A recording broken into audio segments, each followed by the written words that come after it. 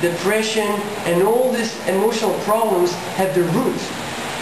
But they're never addressed in most of the psychotherapy sessions, etc.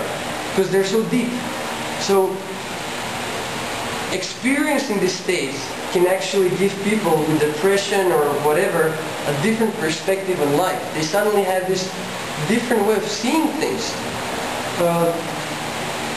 The third stage, okay, I'm going to speed up a little bit because I want to speak also about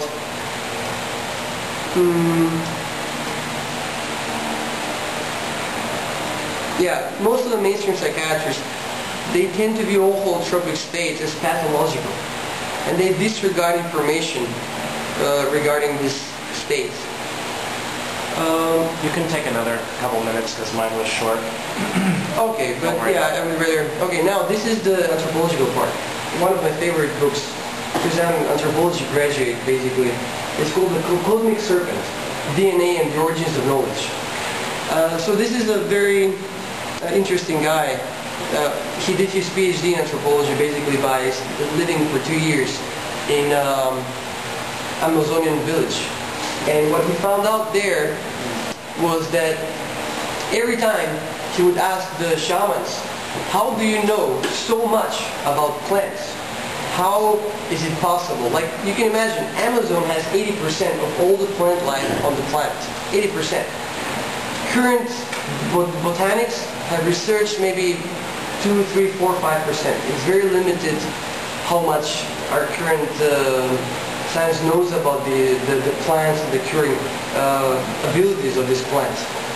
The rubber, as we know it, came from Amazon. It's an invention of Amazonian Indians. Another thing is also the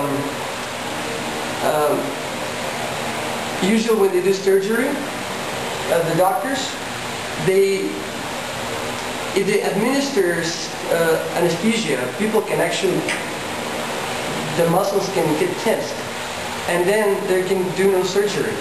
So they need a special type of anesthesia, 麻醉，特别的这种麻醉， which will make our muscles relax. The way they got this chemical compound was actually synthesized by curare. Curare is those things that they used in hunting monkeys most of the time in the forest.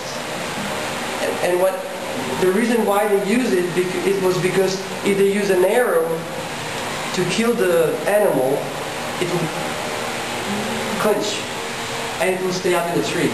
It won't fall down. But when you do with this thing, because it completely lifts up and falls down, and you just pick it up. So basically, our modern medicine synthesized that compound, and now they're widely using it in surgeries. So,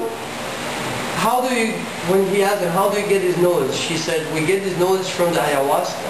Ayahuasca is the mother of all living beings. And what is the ayahuasca?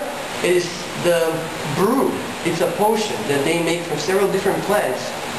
And it takes boiling, it's a period of making, and ingesting it, it's also, it's a little bit of, it's very bitter, make people throw up, and after a while, it can start working.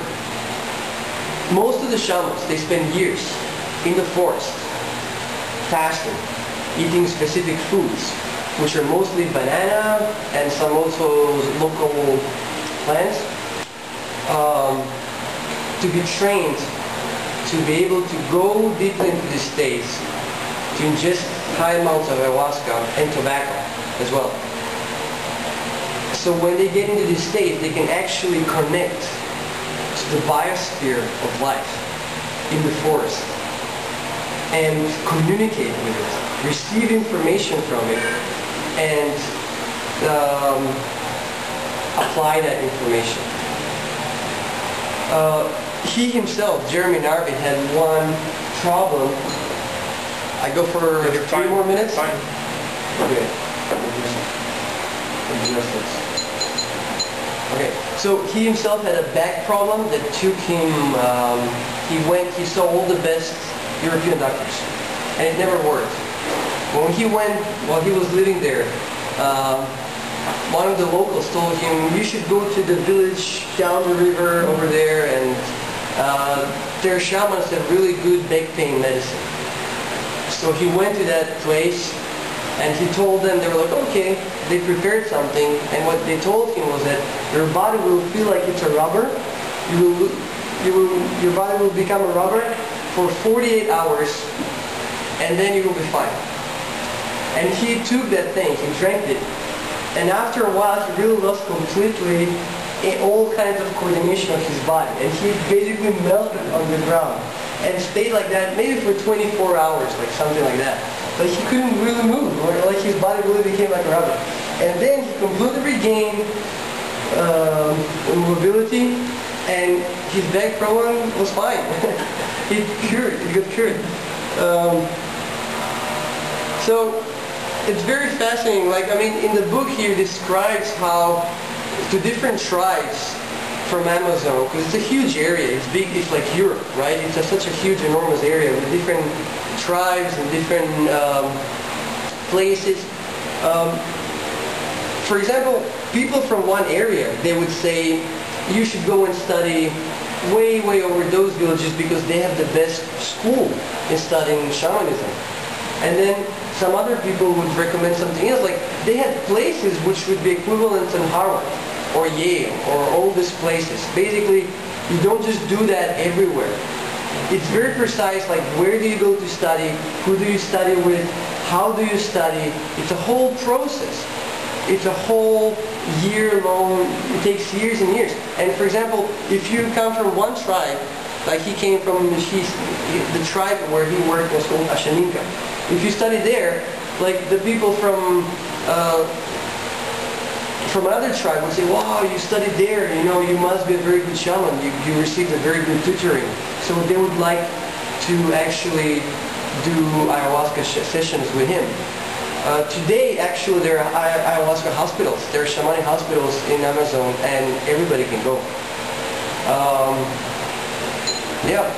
There are people who are curious about it, they just go. Anyways, his idea is that the DNA can emit light. Well, it's not idea, it's actually proved that DNA behaves like a quartz crystal. And it emits light on a specific frequency. So when people take ayahuasca or tobacco, big amounts of tobacco, they can actually, their DNA will start emitting this light and it will also start receiving. So basically DNA is like antenna. In other words, if you've seen Avatar, the movie, Avatar, right? They had this thing that they plug in, the biosphere of life on the planet. Well, basically, it's wireless. It's not like we usually connect it. It's basically wireless. It exists on our planet. There is a whole biosphere of DNA-based life, where DNA emits biophotons and receives them. So how to plug into this awareness? One of the ways how to plug into this awareness was, for the shamans of Amazon, was to ingest ayahuasca. But there are many ways like through meditation, through all blah blah blah, like all this altered state of consciousness can actually enable a person to plug in to some spheres of consciousness and awareness. So I'm going to finish here. It's been 33 minutes.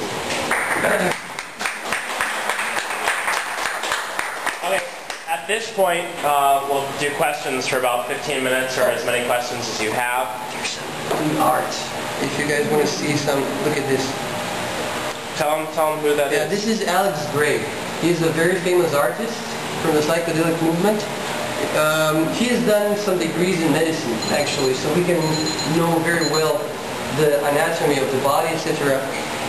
So this is exactly what I was talking about, where people in altered states can actually see through the skin. As you can see, like there are all the veins, like there are two people kissing, and how does it actually look like? And sometimes they can see the energy body, the chakras, the whole body which is behind. Also the Or they can range from completely profound experiences like all this ice here. It's all this ice here.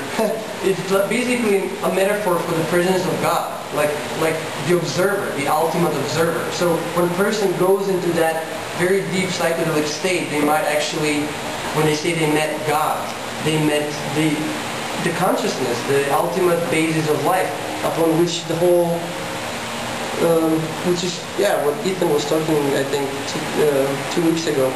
And this is the planet, and so there are these eyes of the observer, and like becoming like, it's very beautiful art, very amazing. Yeah. Okay. Well, anyway, so I think we can spend some time looking at those in depth later. If anyone has questions, now is the time to ask questions for about 15 minutes. And after that, we'll move on to an open discussion time. So go ahead. Anyone who has questions, who's ready? Have you had those experiences?